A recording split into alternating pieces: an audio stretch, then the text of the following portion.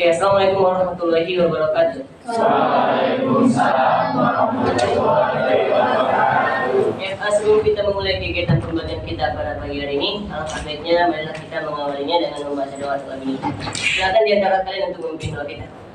Sebelum kita belajar, sudah kita berdoa. Berdoa dimulai. Bismillahirrahmanirrahim. Rabbina billahi rabbah walhamdulillahi rabbil alamin.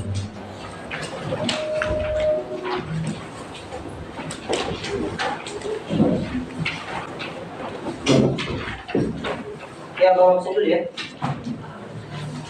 Alia Andalusia. Halo, Bang. Alia Parsikumbang. Alia Salsabila. Halo, Bang.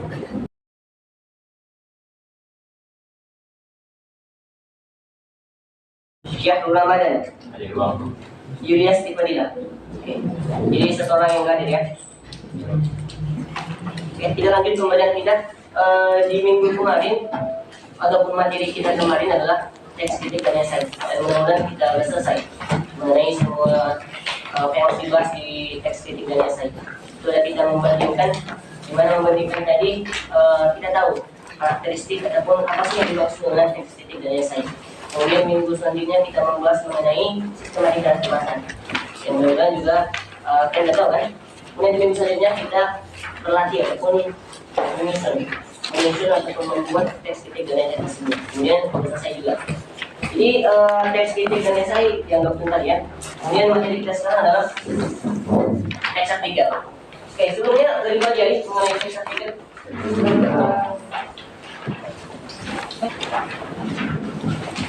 Oke, materi kita sekarang adalah teks artikel. Di sini dengar nama teks artikel aja kita mungkin tidak sering kan? Siapa yang pernah ataupun siapa yang tahu teks artikel itu? Sebenarnya tanpa kita sadari itu sering kita baca. Benar? Oke, sebenarnya teks artikel ini sering ya ataupun dapat kita jumpai di koran. Di koran itu sudah disediakan memang rubriknya, tempat khusus untuk membuat artikel. Jadi bisa jadi dalam setiap koran itu ada teks artikel. Nah, kemudian ada lagi di majalah. Yang paling populer itu di media online, kayak blog. Nah, kayak blog. Nih, blog. Oke, jadi blog ini merupakan website di internet. Merupakan wadah bagi seorang penulis menuangkan tulisannya. Contoh ini nih, kayaknya abang sebutkan contohnya, kan familiar. Misalnya nih, apa? Tribun News, tahu kan? Kompas. Yang kalau kita buka di internet, ini yang muncul gitu. Kayak apa lagi? CNN, Kompas, apa lagi? CNN. Ruang guru juga ada blognya. Ya, kayak gitu lah. Intinya di internet ini semua kita temui. Ini namanya blog. Nah, blog ini tujuannya adalah untuk penulis menuangkan pikirannya ataupun tulisannya. Dan tulisannya tersebut itu biasanya berbentuk artikel. Nah, makanya artikel ini semuanya sudah sering kita baca. Kayak misalnya kita cari jawaban. Mungkin kalau kalian nggak asing lagi, bagi masing-masing. Kalau kita nyari jawaban, apa sih yang dimaksud dengan ini misalnya? Itu yang memberikan jawabannya adalah ini, diantara ini. Nah, tulisan itu namanya artikel. Oke, dari sini Bang. Jadi artikel ini merupakan karangan berisi opini dan fakta. Nah, tujuannya untuk menyampaikan informasi, menyampaikan sudut pandang dan menghibur. Nah, jadi teks artikel ini juga termasuk kepada karangan ilmiah. Oke, biologi. Jadi teks artikel ini merupakan termasuk kepada karangan ilmiah. Namun karangan ilmiah ini termasuk juga kepada karangan ilmiah populer. Dan mengapa bisa populer? Karena karangan ilmiah yang biasa kita maksud itu kayak jurnal, skripsi itu juga karangan ilmiah. Namun dalam karangan ilmiah jurnal ataupun skripsi tadi itu menggunakan bahasa yang kaku, bahasa yang baku. Dan juga sistematikanya itu sulit. Nggak semua orang itu mampu menulis jurnal ataupun skripsi. Karena memang sistematikanya, aturannya itu ketat. Berbeda dengan artikel.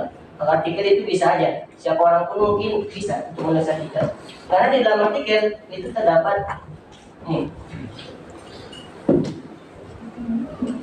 opini dan fakta.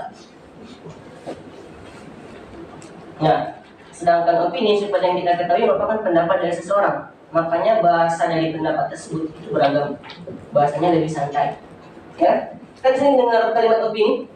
Ya. Sebenarnya sebelum di SMA pun mengenai opini dan fakta itu udah sering dipelajari ya. Bahkan di SD. Ya nggak? Apa yang dimaksud dengan opini?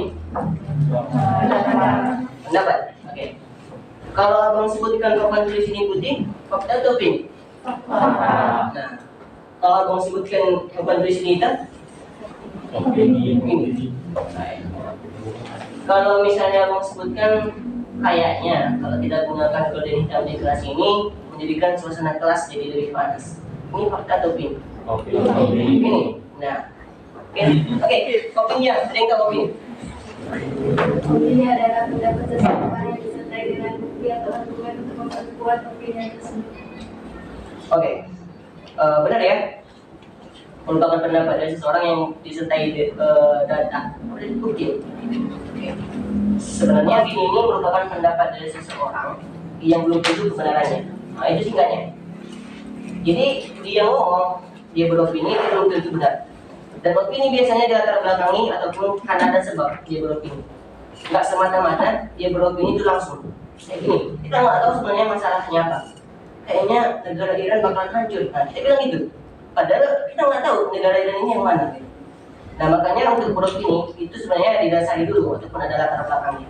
Kayak gini. Kayak yang abang sampaikan tadi. Kayaknya kalau kita menggunakan kode hitam di kelas itu menjadikan suasana kelas lebih panas. Nah, kenapa bisa beropini seperti itu? Karena memang pada faktanya warna hitam tidak menyerap cahaya, membuat kelas menjadi cahaya nggak masuk, membuat sumpuk ya. Ataupun dia berkata seperti itu karena memang dia pernah merasakan kejadiannya. Nah, itu dia opini. Intinya opini ini nggak semata-mata langsung dia beropini, namun ada sebab atau latar belakangnya. Oke, sampai sini bang? Ada yang ingin tanyakan? No. Oke. Kemudian apa yang dimaksud dengan fakta? 12 Mei 1 berlangsung lingkungan berjumlah 36 orang. Fakta atau opini? Jadi fakta itu apa? Sesuatu yang pernah terjadi. Ya, benar ya.